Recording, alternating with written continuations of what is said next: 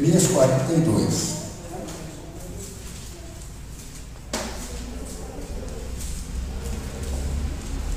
Jeremias 42.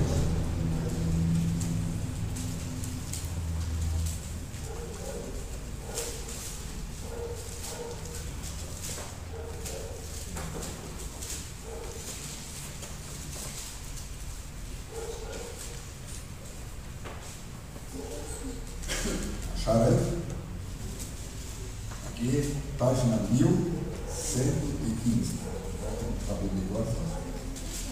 1115. Aí não vai dar certo.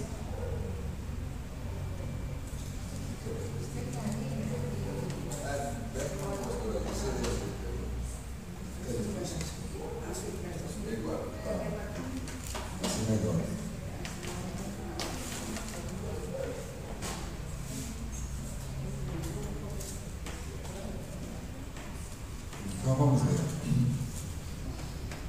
Aqui está no momento o seguinte: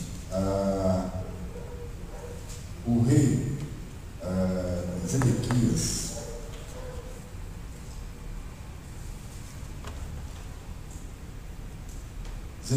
tinha sido levado cativo para Nabucodonosor, levou o rei Zedequias cativo para a Babilônia.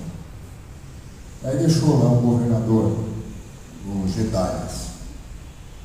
Aí chegou o Gedalias lá, estava governando, ficou lá como governador. E chegaram um pessoal que estava fora do momento em que o rei Nabucodonosor chegou lá para invadir Jerusalém. Eles voltaram e se juntaram com Gedalias em Jerusalém.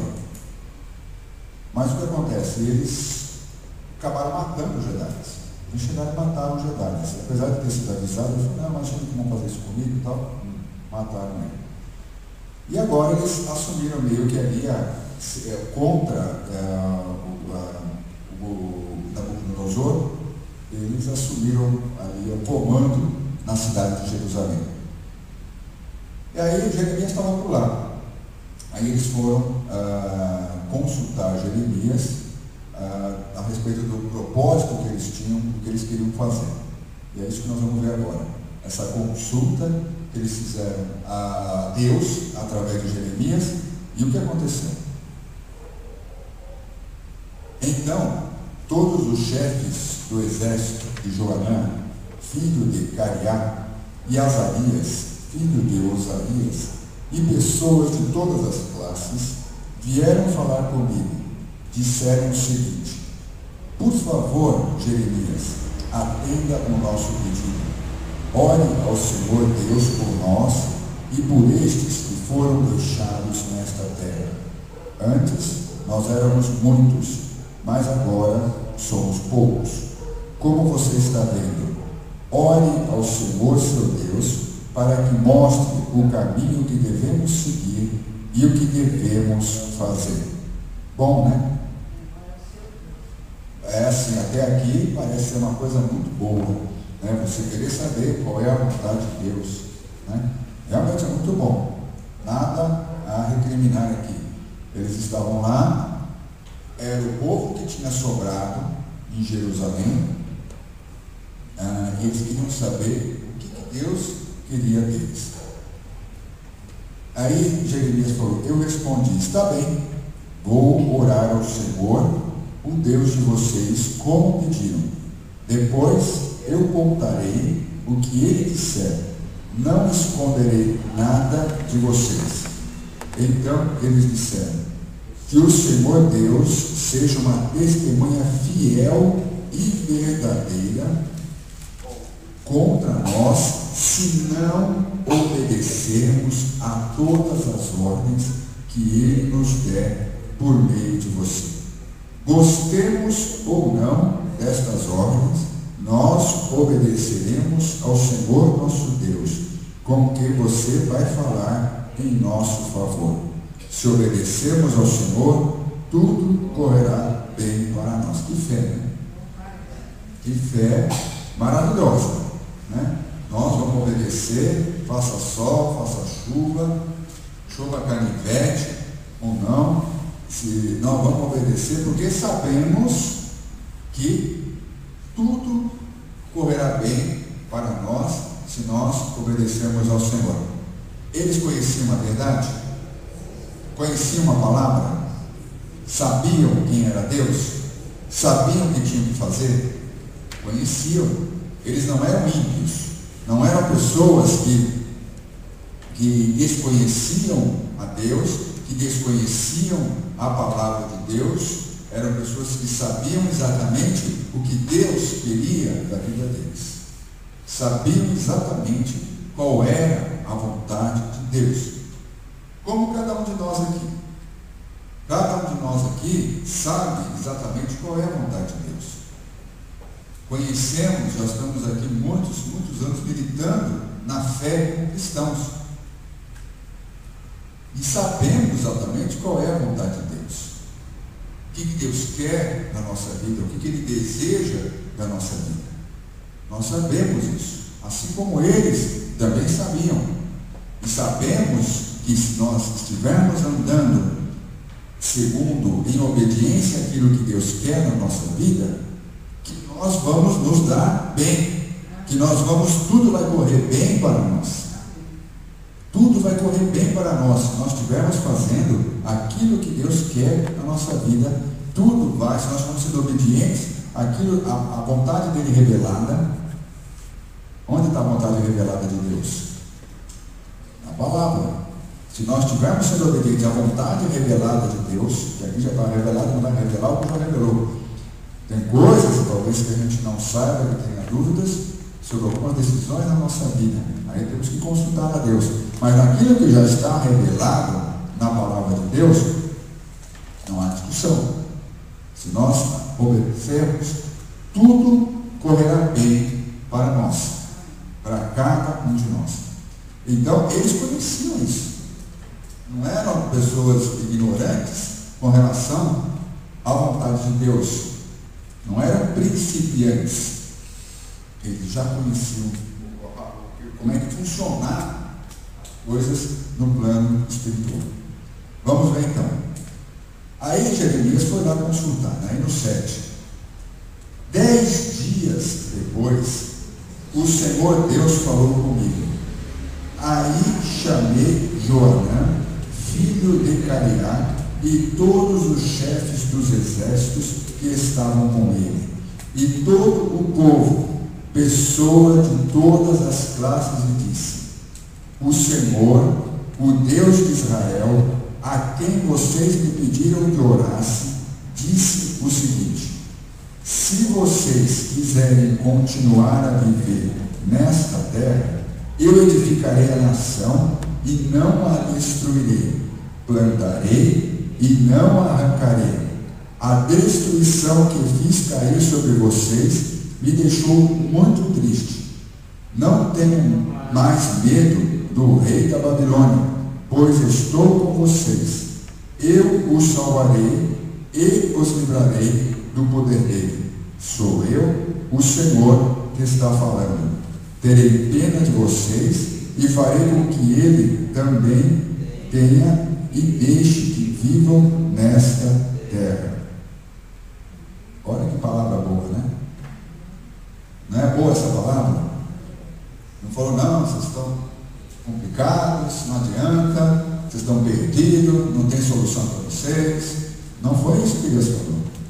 Deus deu promessas de bênção e proteção maravilhosas para eles. Olha, se vocês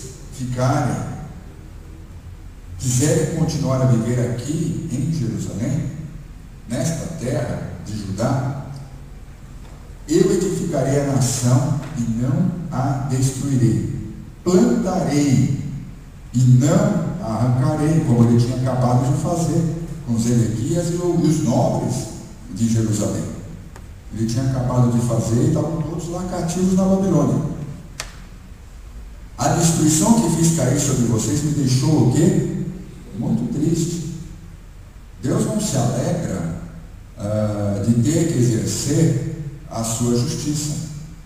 Deus não se alegra de ter que exercer o que manda a lei, quando nós estamos fora dos caminhos do Senhor. Na verdade, Deus sempre fala assim, Deus nunca nos abandona. Nunca. Deus fala isso em várias partes da palavra de Deus. O Senhor nos abandonou, Deus.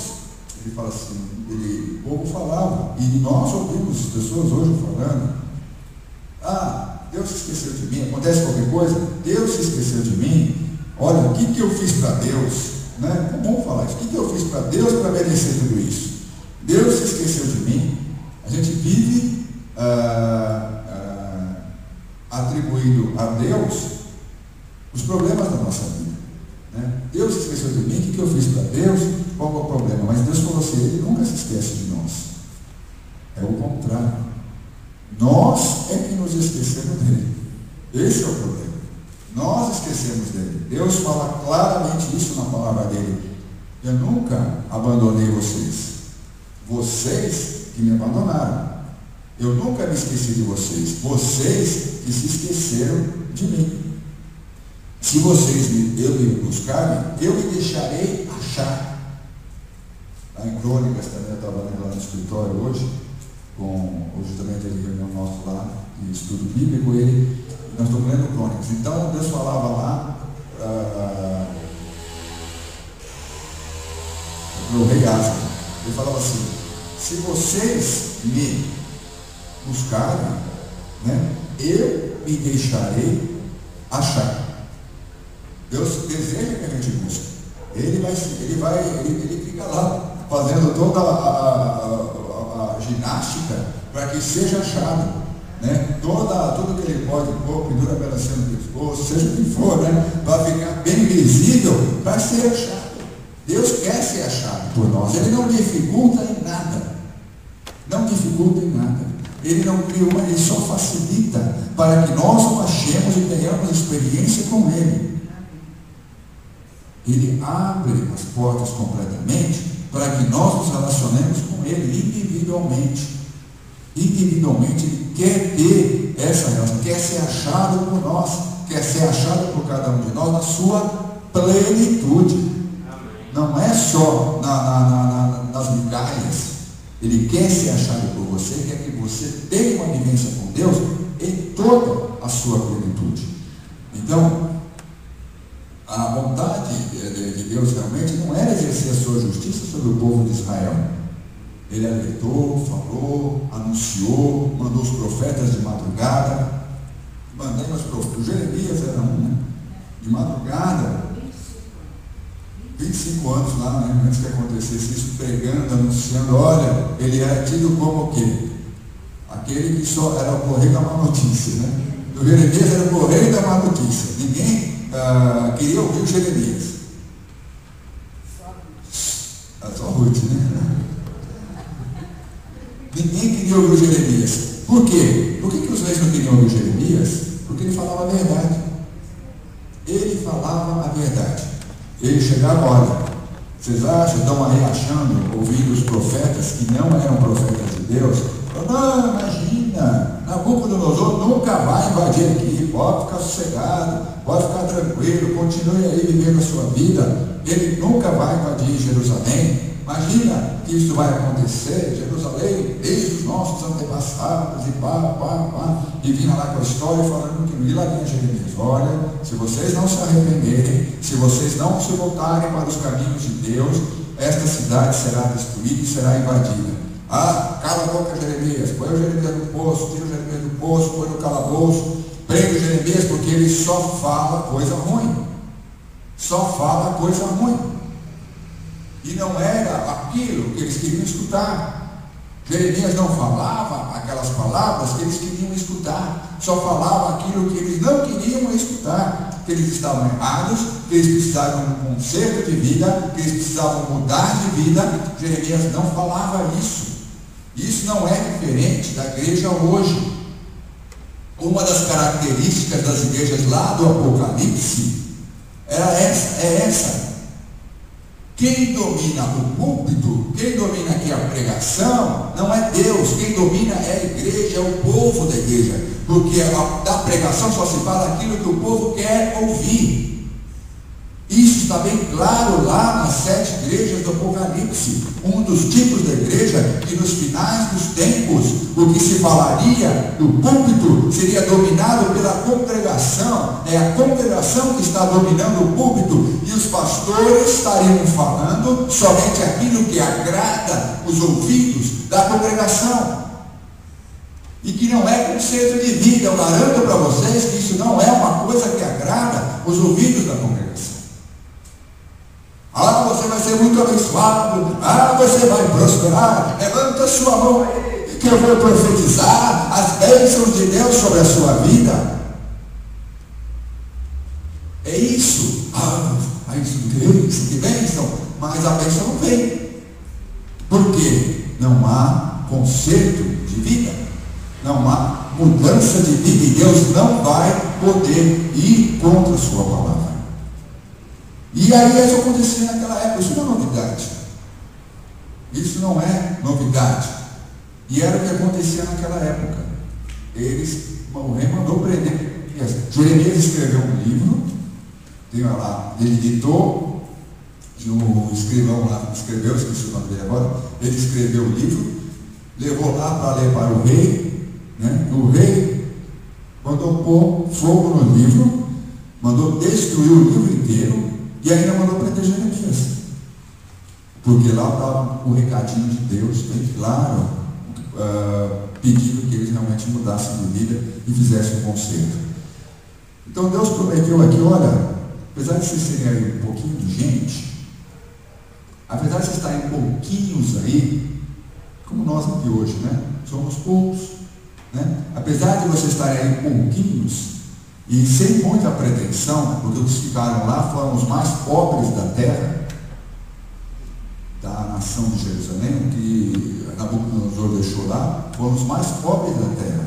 Apesar de vocês estarem pouquinhos aí, eu vou proteger vocês, eu vou abençoar vocês. Não tenham medo do rei da Babilônia. Eles não tinham exército, não tinham nada, os muros estavam derrubados, não tinham defesa nenhuma. Mas o que Deus falou? Eu vou proteger vocês.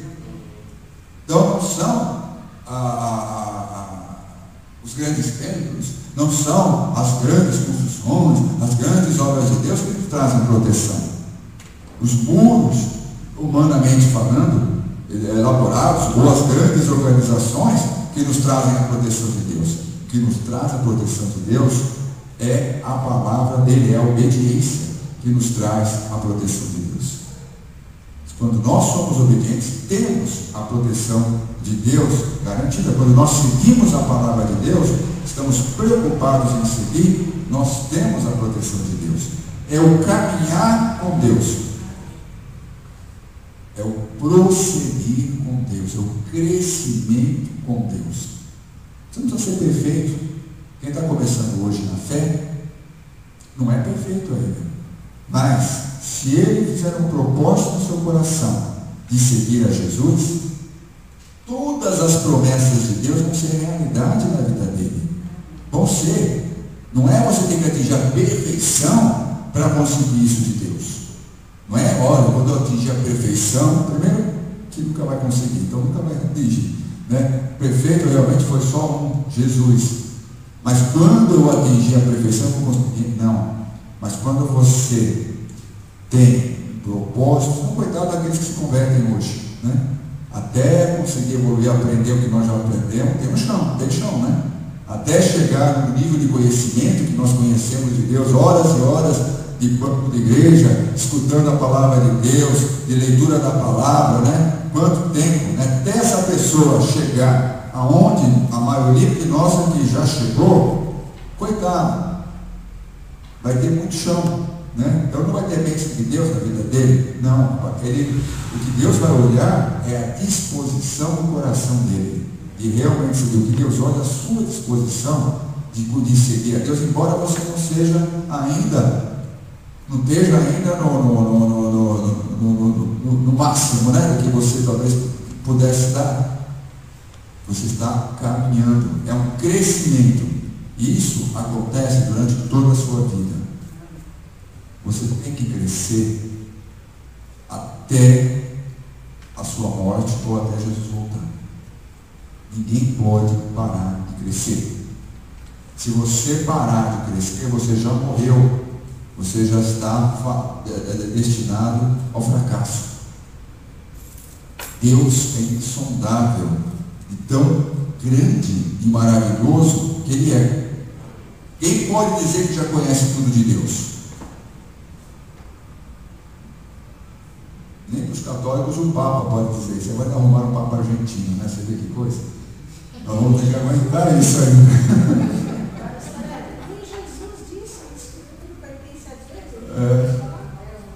Agora vamos ter que aguentar ainda o Papa argentino.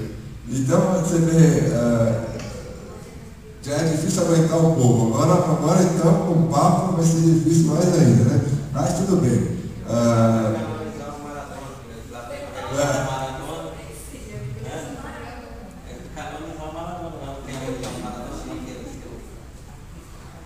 Mas tudo isso que aconteceu aí, esse Papa isso falou muito o povo católico, porque eles idolatram tanto a figura do Papa, que para eles é uma coisa assim, inconcebível, aquele que era quase um Deus, né, representante de Deus aqui, abdicar dessa representação, né, é uma obra assim inconcebível, abalou muito isso. Mas tudo isso são sinais dos tempos. Tudo isso são sinais dos tempos, da volta de Cristo, do arrebatamento. Nós sabemos que os dias estão chegando. A volta de Cristo está chegando, né? Então, voltando aqui, você só pode parar de crescer, entenda bem isso. Nunca ache que você já atingiu um nível espiritual, né? Eu atingi um nível espiritual, que já li a Bíblia, né? A pastora falou, todo mundo, ninguém passou no teste, mas tudo bem. Tem uns que já leram mais, outros leram menos, né? Mas eu já li a Bíblia, não sei, 300 vezes e tal, atingi um nível espiritual assim, superior, já sei de tudo, conheço tudo, já posso falar de tudo, né? Então, você acha que chegou num nível que você está acima de todo mundo, né? E para ali, estaciona ali. Foi o começo da sua queda. Não tem como estacionar no plano de Deus. Nós temos que estar crescendo, porque é isso que nos alimenta e nos faz tornar vivos na fé, para que a sua fé não se torne morta. É o contínuo crescimento nos caminhos e no conhecimento de Deus. Só vai poder parar quando você morrer. Aí não precisa mais, você vai estar direto com Deus. Aí não precisa mais quando Jesus voltar a buscar, vier nos buscar. Então, este crescimento tem que ser contínuo para que você se mantenha vivo na fé, para que você viva no primeiro amor. Esse entendimento que eu tenho de primeiro amor não é uma coisa para você se lembrar, olha como foi maravilhoso, quando eu me converti, que coisa maravilhosa. Quando Deus fala do primeiro amor, é um estado que Ele quer que você viva permanentemente. É um estado de vida permanente do cristão, e que se nós só conseguimos viver nesse estado, se você está crescendo diariamente, continuamente, buscando a Deus e reconhecendo que você precisa crescer mais e mais. Você nunca alcançou ainda o ponto ideal e não vai alcançar, porque esse ponto ideal nós só vamos alcançar na glória, quando nós estivermos vivendo com Jesus. Então é um crescimento. Quando você está nesse processo, você vive no primeiro amor. Não importa a igreja, não importa o mundo, não importa se o governo é esse, se o governo é aquele, não importa nada. Porque nada mais faz sentido para você do que o seu alvo, a sua direção, o seu caminhar para atingir o seu objetivo, a sua meta, que é Jesus Cristo. Ele é a nossa meta, é o nosso Deus, é o nosso padrão, é o nosso ídolo, é o nosso tudo, né? Então é continuamente, é experiência. E aí, quando você está nesse caminhar contínuo, você não tem medo de uma notícia. A palavra de Deus fala que nós não temos que ter medo de uma notícia, ou temos que ter? Não temos que ter medo? Nabucodonosor era uma ameaça muito grande. Nabucodonosor já tinha derrotado tudo, já tinha levado as coisas do templo, já tinha posto fogo em tudo. Ele era uma ameaça. Mas Deus falou: olha, eu vou guardar vocês de Nabucodonosor. Não tenho medo dele. Era uma ameaça, era uma má notícia para eles. O que garantia a proteção deles? Não tinham muros, não tinham exércitos, não tinham os recursos materiais, não tinham os recursos humanos para se defender. Mas Deus falou: eu sou a garantia de vocês. E é isso que Deus fala para você hoje: eu sou a tua garantia. Eu sou a tua garantia. Não é o dinheiro no banco, não é seguranças que você pode ter, não é a polícia, não é o governo. Eu sou a sua garantia. Eu te garanto. Não é o seu estudo, não é o seu salário, não é o seu emprego, não é o seu patrão que é a sua garantia, não é o seu cônjuge, não é o seu filho, a sua filha, não é ninguém. Eu sou a sua garantia. E isso que Deus falou para aquele povo: confia em mim. Não confie na aparência, não confie na proteção humana, não confie no governo, não confie nas pessoas. Confia em mim. Não olhe para as circunstâncias. Não olhe para as circunstâncias, olhe somente para mim. Então ele falou: olha, se vocês confiarem em mim, fiquem tranquilos que eu vou fazer vocês prosperarem aí nessa terra toda destruída e abandonada. Vamos ver o que aconteceu no 13:15. Mas vocês que ficaram em Judá não devem desobedecer ao Senhor seu Deus, mas devem concordar em morar nesta terra. Não digam assim: nós vamos morar no Egito, onde não teremos mais que enfrentar a guerra, nem ouvir o toque de atacar, nem passar fome. Se vocês falarem assim, então o Senhor Todo-Poderoso, o Deus de Israel, dirá: se vocês estão mesmo resolvidos a viver no Egito, então vão ter de enfrentar a guerra de que vocês têm medo. A fome que vocês temem vai segui-los, e vocês morrerão no Egito. Todos os que estiverem resolvidos a viver no Egito morrerão na guerra, ou de fome, ou de doença. Não sobrará ninguém. Ninguém escapará da desgraça que farei cair sobre vocês. Por que Deus falou isso? Deus conhecia as conversinhas. Deus já conhecia a conversinha de um outro. Vamos para o Egito, lá é mais seguro, estamos mais protegidos, tem o exército de Faraó, afinal de contas não havíamos de lá. Nós moramos lá tanto tempo, vamos lá para o Egito e tal. Então Deus já conhecia as conversinhas de ouvido, de telefone, de celular, de SMS, de e-mail. Deus já sabia todo o bochicho que um estava falando com o outro. Vocês acham que essa conversa não rolava lá? Rolava, estava lá as boquinhas, não é bem assim, não sei o que, papapá, já estava lá todo mundo querendo, o diabo usando as boquinhas, as linguinhas lá para desanimar o povo e para fazer com que o povo se rebelasse contra a vontade de Deus. Então Deus já foi falando: olha, essa ideia aí que vocês estão aí no tititi, no ouvido, não vai dar certo. Não vai dar certo. Vocês vão para lá achando, confiando na segurança do Faraó, que tem o seu exército, que tem a nação lá, que lá vocês não vão passar fome, que lá vocês não vão ter que viver ameaçados de guerra, que vão estar em segurança.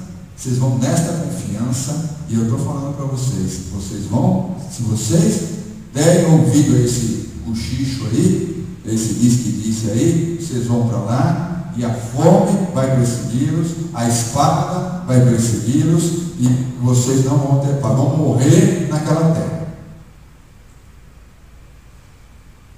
Deus falou, porque conhece o coração, sabe, e qualquer conversinha, olha, não tem uma palavra que a gente fale que passe em branco para Deus.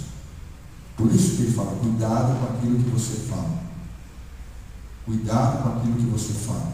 Não tem uma palavra que nós falemos, seja como quem quer que seja, que passe despercebido do Senhor.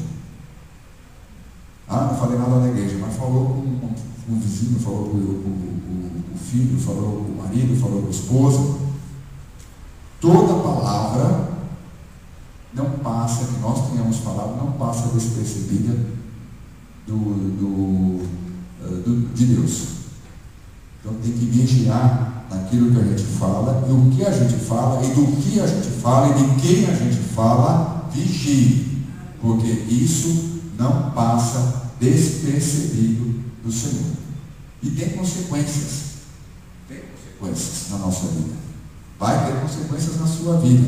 Vigie, ponha uma trava na sua boca, ponha lá que você vai ser difícil de você, se puder, viva com a boca cheia d'água, para não falar, né?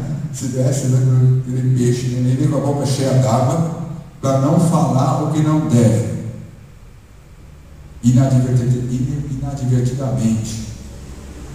Vigie aquilo que você fala. Vigie, porque também o diabo está atento. O diabo também fica atento para pegar a sua palavra e poder usar contra você.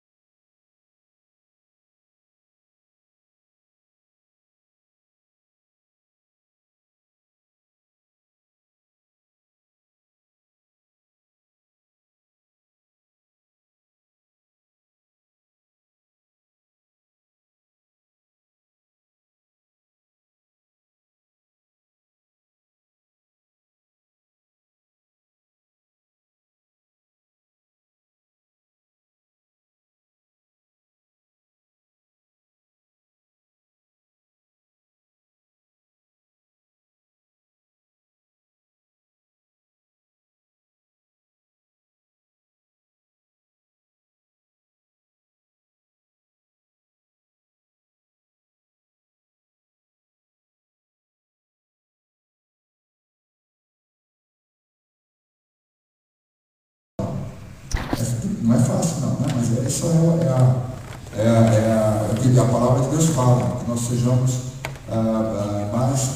aprendemos a ouvir, tardios em falar, tardios em ensinar.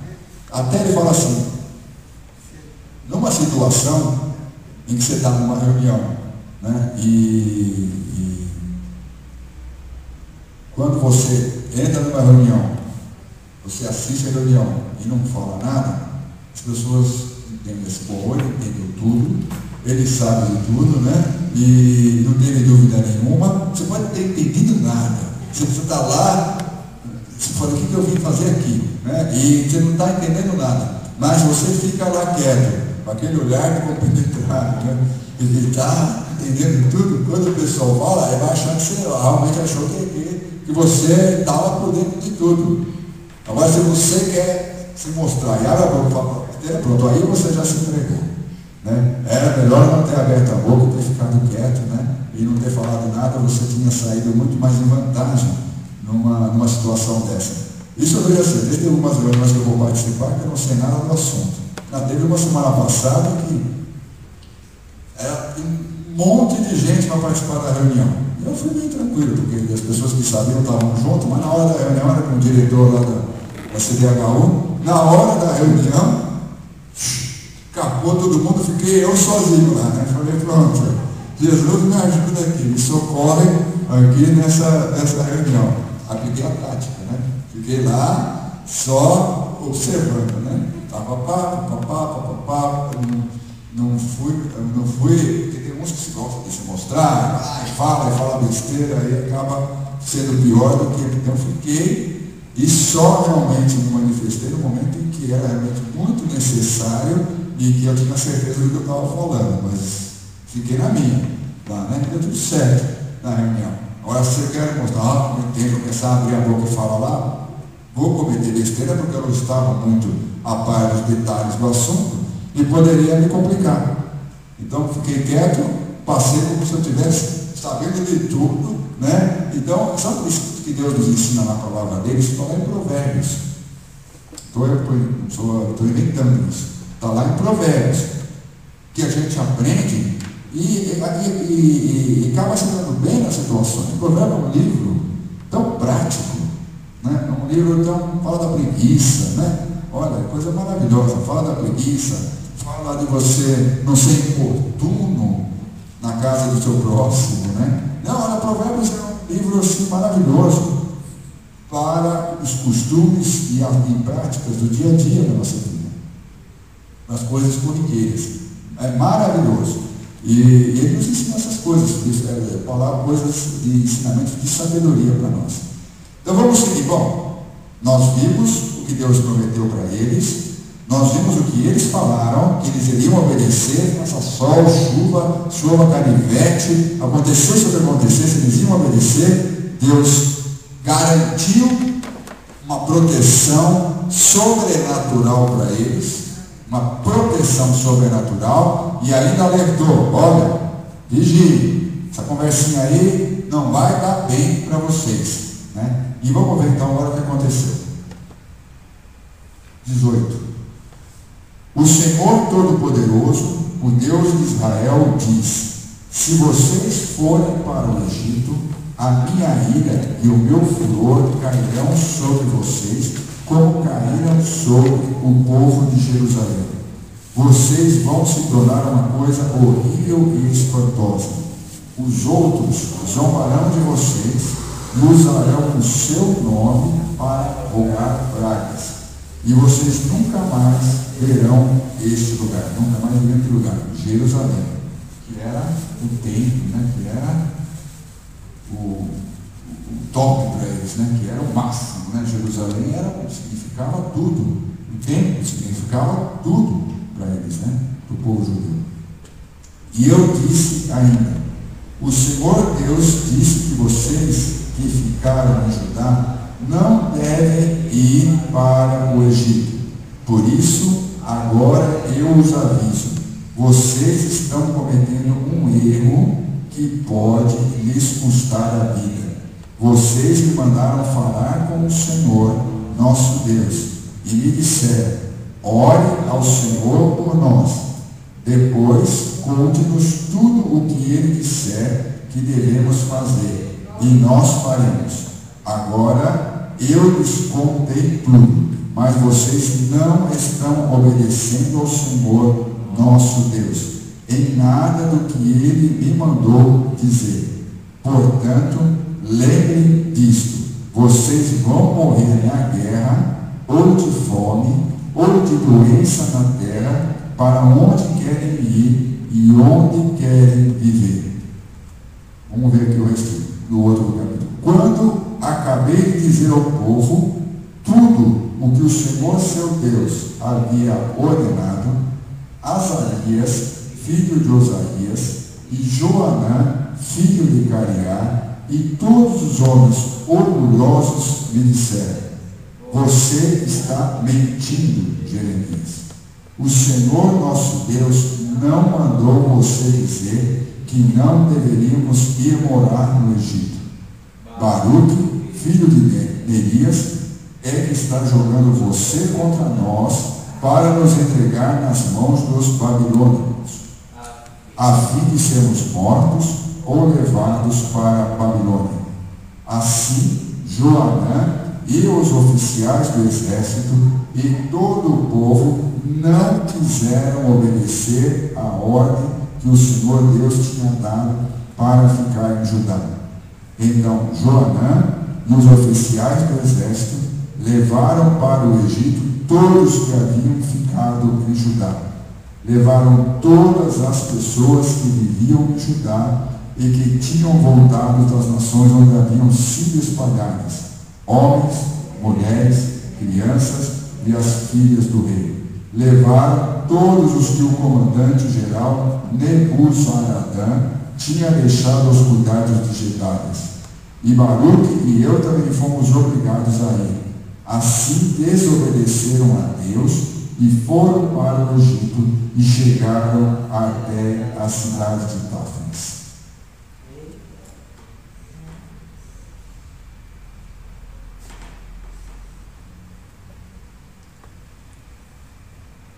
Bom, depois a gente continua aqui só para ver o finalzinho.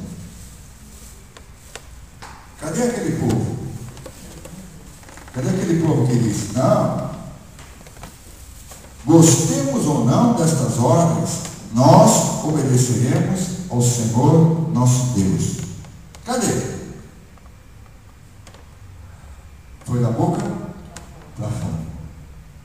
Confessou da boca para fora, assim como muitos seguem a Deus hoje. Da boca para fora. Você olha assim, parece uma maravilha. Você olha assim, parece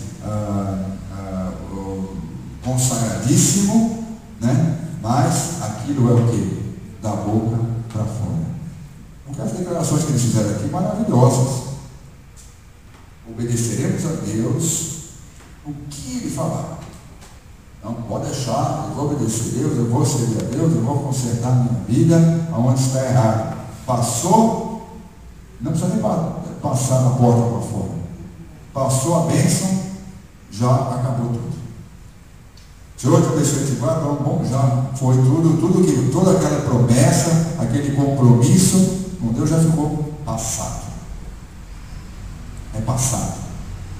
Porque a partir do momento em que acabou o culto, aquilo já é passado, o compromisso já passou, né? Aquela necessidade de você transformar ou mudar alguma coisa na sua vida, ficou para trás.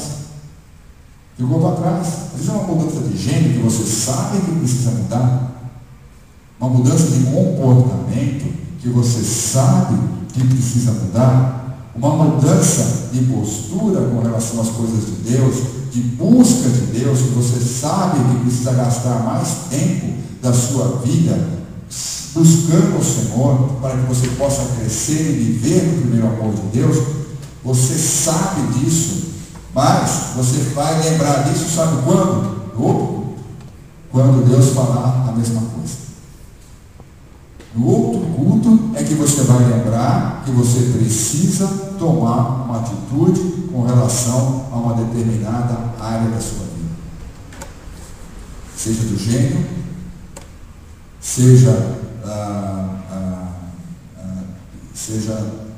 na busca de Deus, né? Seja em atitudes que você está tendo, que você sabe que desagrada a Deus, mas vai levando, vai empurrando com a barriga, aí vem Deus fala no próximo culto, você não, eu vou consertar, eu vou seguir, e Deus tem falado continuamente para nós sobre a necessidade de conserto de vida, sobre a necessidade de mudança de vida, mudança de hábitos. Isso implica em mudar hábitos na sua vida. Coisas que você faz e que você costuma fazer, tem que mudar. Mas na prática fica como aqui, eu vou mudar, eu sei que eu preciso mudar. O Senhor me dá um tempo aqui, deixa eu tirar minhas férias primeiro, né? Deixa eu terminar meu curso, deixa eu terminar esse trabalho, deixa eu mudar de casa, aí depois eu vou mudar. Deixa eu vir o retiro, aí depois do retiro eu vou mudar. A gente está sempre colocando lá para frente, lá para frente, lá para frente, atitudes que a gente sabe que desagrada a Deus, que envergonham o nome do Senhor, porque Deus falou, todas as coisas me são lícitas, mas nem todas me convêm. Muitas vezes não é uma coisa ilícita declaradamente, mas não convém para um cristão aquele tipo de atitude. E você sabe disso porque o Espírito toca. Mas você vai levando, né? Vai empurrando, então vai fazendo um propósito de boca, mas não de coração. O que esse povo fez foi um compromisso de boca.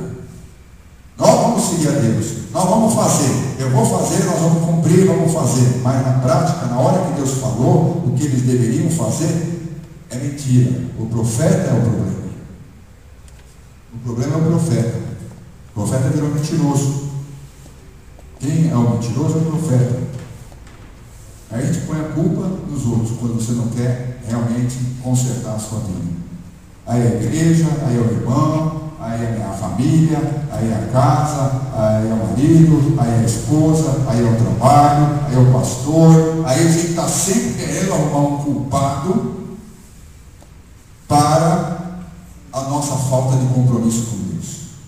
E aqui eles acharam uma boa desculpa. Jeremias estava acomunado com Nabucodonosor. Olha o que eles falaram, Jeremias está macomunado com Nabucodonosor para vir aqui nos destruir. Olha a justificativa que eles puseram na cabeça do povo para poder se mandar para o Egito e desobedecer aquilo que Deus tinha mandado. E foram para lá, e levaram até Jeremias na força, preso com eles, né? E vamos ver o que aconteceu. No 9. Jeremias, pegue algumas pedras grandes e enterre-as no barro, que está no calçamento que fica em frente do palácio do governo, isso já está no Egito, aqui na cidade, e deixe que alguns judeus vejam você fazer isso, lá em Táfnis, né? Depois diga a eles o seguinte: eu, o Senhor Todo-Poderoso, o Deus de Israel, mandarei vir o meu servo, olha aí, meu servo, Nabucodonosor, rei da Babilônia. Ele vai pôr o seu trono em cima destas pedras que você enterrou e vai armar a barraca real sobre elas. Nabucodonosor virá e derrotará o Egito. Eles foram lá na expectativa de ficarem salvos, na expectativa de ficarem protegidos. Foram lá. O que tiverem de morrer da doença, morrerão de doença. Os que tiverem de cair prisioneiros, serão levados como prisioneiros. Os que tiverem de morrer na guerra, morrerão na guerra. Eu queimarei os templos dos deuses do Egito e farei com que o rei da Babilônia ponha fogo nesses deuses e os leve embora. Assim como o pastor cata os piolhos das suas roupas para limpá-las, também o rei da Babilônia limpará a terra do Egito e sairá dali vitorioso. Ele destruirá os monumentos sagrados de Heliópolis no Egito e queimará os templos dos deuses egípcios. E foi exatamente isso que aconteceu. Exatamente isso que aconteceu. Eles morreram por causa na invasão de Nabucodonosor no Egito. Ele invadiu e conquistou o Egito. E todos eles acabaram morrendo, todo esse povo que foi para lá acabou morrendo nessa guerra, quando Nabucodonosor invadiu o Egito. Uns de fome, outros pela espada, né, acabaram sendo realmente destruídos, porque não quiseram confiar na palavra de Deus. Preferiram acusar o profeta de ser exagerado, de ser traidor, de estar mancomunado, né? E confiar numa proteção humana, confiar na proteção de um homem, confiar nos seus próprios pensamentos, do que confiar naquilo que Deus estava falando. A gente fala, poxa, esse povo é difícil, né? É um povo duro, orgulhoso, mas nós continuamos sendo pessoas como eles eram pessoas. Nós estamos vivendo hoje aqui na nossa geração, né? Nós estamos aqui na nossa geração, muito mais tecnologicamente evoluída do que naquela época. Nós temos hoje internet, temos televisão, temos carro, temos avião, temos comunicação, né? Temos som para estar aqui falando, temos várias coisas, conhecimento, a ciência, a medicina evoluiu grandemente, mas a natureza do homem é a mesma daquela época. O homem é o mesmo que era, nós somos iguais àqueles homens daquela época. E esta situação que se reflete aqui, essa posição dessas pessoas, elas continuam sendo refletidas e repetidas constantemente nos nossos dias. Atitudes individuais, até de grupo às vezes, mas elas continuam sendo repetidas constantemente. O que cabe a você e o que cabe a mim? Vigiar. Vigiar. Não se deixar levar, não deixar o diabo falar e vir com conversa fiada no seu ouvido para tentar justificar a sua falta de vida plena em Deus, colocando a culpa nos outros, colocando a culpa nesse, naquele, na igreja, no pastor, no irmão, nesse ou naquele outro, porque cada um de nós tem acesso direto a Deus. Qualquer um, ninguém tem impedido aqui de acessar a Deus e desfrutar de uma vida plena com Deus, independente das circunstâncias que você esteja vivendo. Ninguém vai ter desculpa diante de Deus de falar qualquer coisa. Todos nós temos acesso direto a Deus. Você tem acesso direto. Quando Jesus morreu na cruz, terremotos, escuridão, mortos ressuscitaram, e o véu do templo se rasgou como? De que direção? De cima a baixo. De cima para baixo, porque quem rasgou foi Deus. Rasgou o véu do templo, permitindo que você e eu e qualquer um que quisesse, que quer achar a Deus, chegue ao trono de graça do Senhor, através do nosso sumo sacerdote, que é Jesus Cristo. Então nós não temos desculpa para dizer, era a igreja, era isso, era aquilo, era aquilo outro. Não temos desculpa nenhuma, porque o véu que nos separava, ele já não existe mais. E todos nós temos acesso direto ao trono do Pai, para buscarmos, para crermos, para confiarmos, independente das circunstâncias em que a gente esteja vivendo. Não era fácil para eles também. Eles iam morar numa cidade que não tinha mais muro, que já tinha sido destruída, que não tinha mais uma organização, que estava no caos. Mas Deus falou, aí no caos, eu vou guardar, eu vou proteger e eu vou abençoar vocês. Aí no caos. Vivemos uma cidade difícil. Na minha rua mesmo, isso foi matéria de jornal essa semana aí. que os caras estavam assaltando o pessoal, parava o carro, era bem a rua, ali no final da rua. Ali no final da rua. Olha, eu sempre passei ali toda, e é esse mesmo horário, 9 horas da noite, 8h30, 9 horas, 9h30, é meu horário de passar diário naquele lugar, e Deus sempre me livrou, e nunca, a Paula também passando ali, nunca fomos nem ameaçados ali naquele lugar, porque Deus está conosco. É o mesmo lugar, no meu prédio, 2 pessoas aconteceram isso. No meu prédio, 2 pessoas, nesse último mês, foram assaltadas daquele jeito. Até um dos carros que aparece lá, acho que era de um morador do meu prédio. Mas eu passo a vida inteira, desde que a gente mora lá, eu passo esse caminho.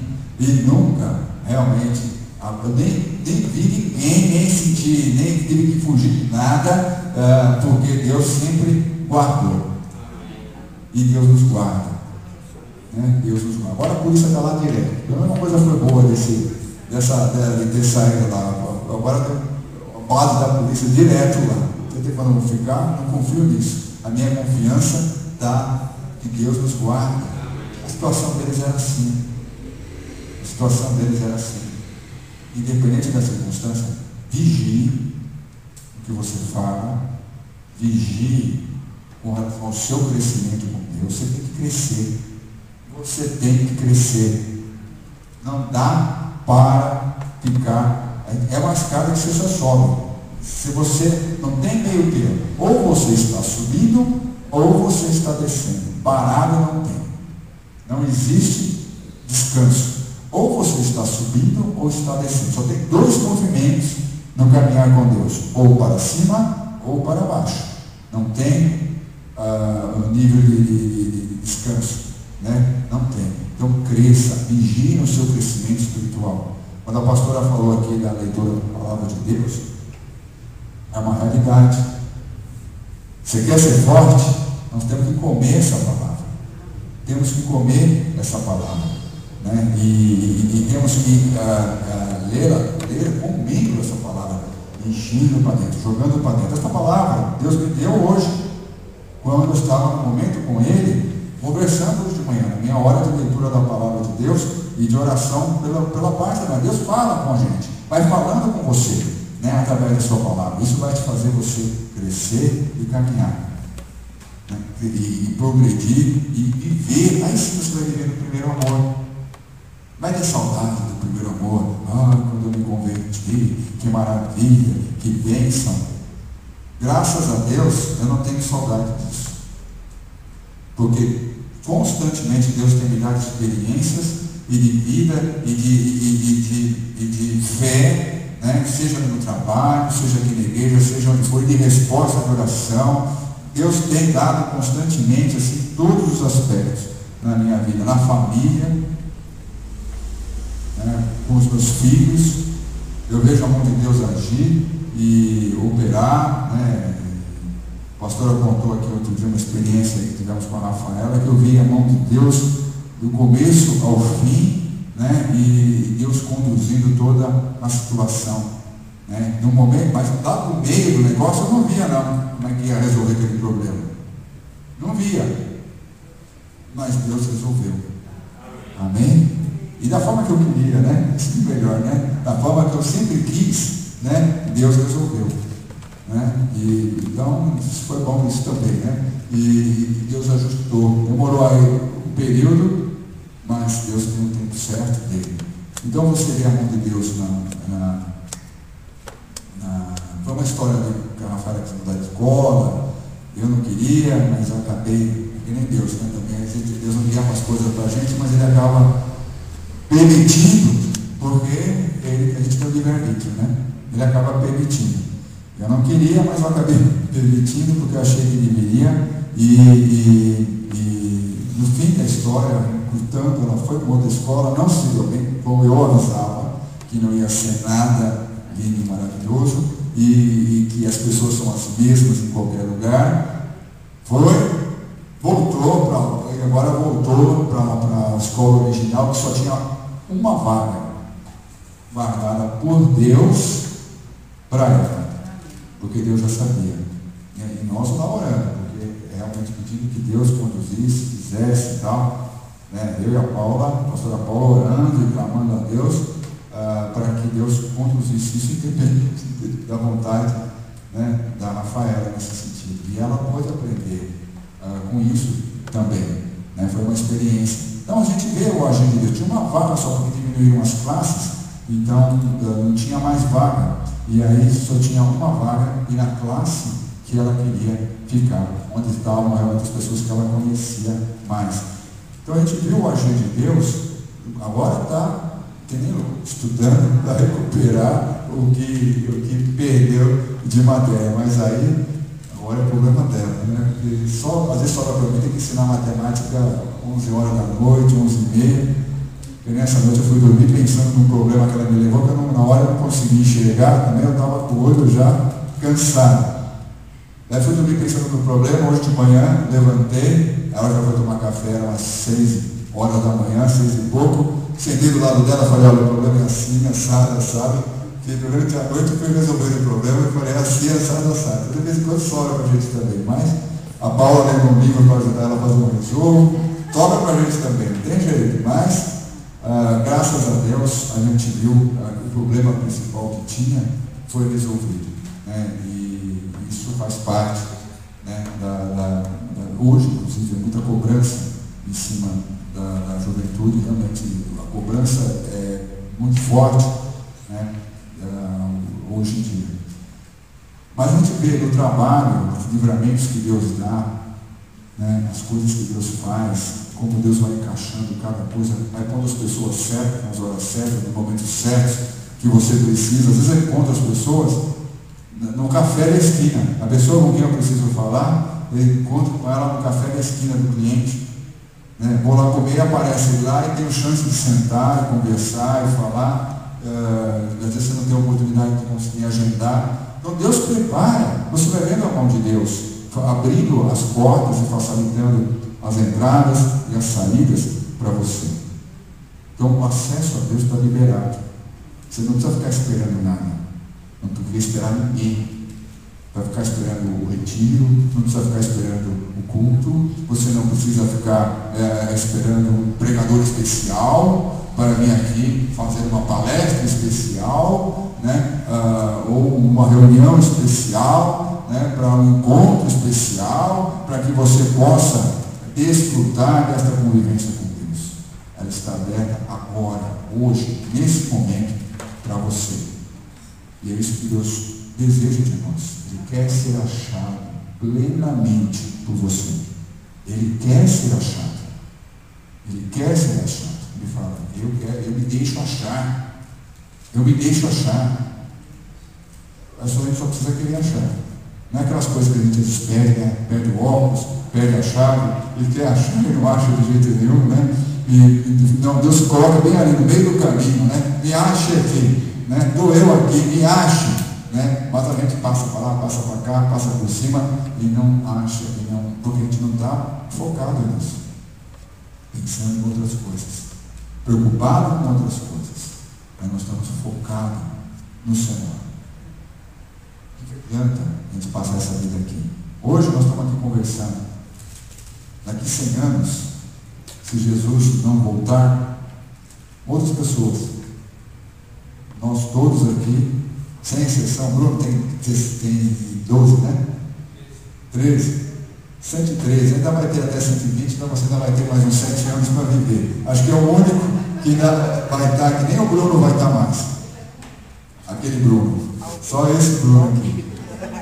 Até 120 anos, Bruno já passou dos 20, está lá, já vai estar mais de 120, a promessa de Deus até 120. Então você ainda vai ter o único que ainda pode estar aqui, daqui 100 anos.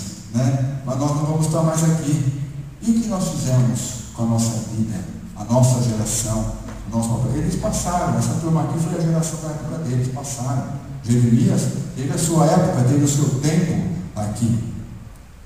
E nós estamos no nosso tempo. Eles tinham um problema com o nosso tempo. Temos fome, estamos aqui, eles já com fome, eu não jantei, Não estou com fome agora, mas daqui a pouco eu vou ficar cansado e tal. Estamos aqui. Eles também tinham as mesmas coisas, as mesmas preocupações, o que vai comer, como vou vestir, tudo, as mesmas coisas que nós temos. Famílias para cuidar, preocupação com os filhos, as contas para pagar. Também tinham contas, acho que eles ganhavam tudo de graça. Tem que pagar o mercado, pagar a mercearia lá. Tem que comprar as coisas e pagar. Como nós vivemos hoje. Agora, o que fazemos da nossa geração, o que fazemos da nossa vida, o que vamos deixar escrito no livro da vida a respeito da nossa passagem por esse mundo. Temos que focar naquilo que Deus quer, para que você construa seu tesouro lá no céu, na morada eterna do Senhor. Né? Então é isso. Alguém quer comentar alguma coisa?